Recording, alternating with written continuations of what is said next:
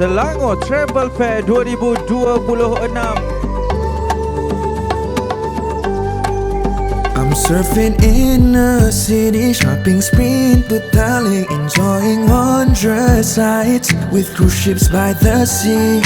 Gompa Batu Cave is where I wanna be. Let's take a selfie with the Mary Mary. Mari, tunggu apa lagi? Surprising Selangor. Saya dengan penuh sukacitanya merasmikan Selangor Travel Fair 2026. Sekian, terima kasih. Oh, tak perlu jauh. Kita jemput orang ramai, datang beramai-ramai dalam 2 hari inilah. Seramai mungkin datang. Oh,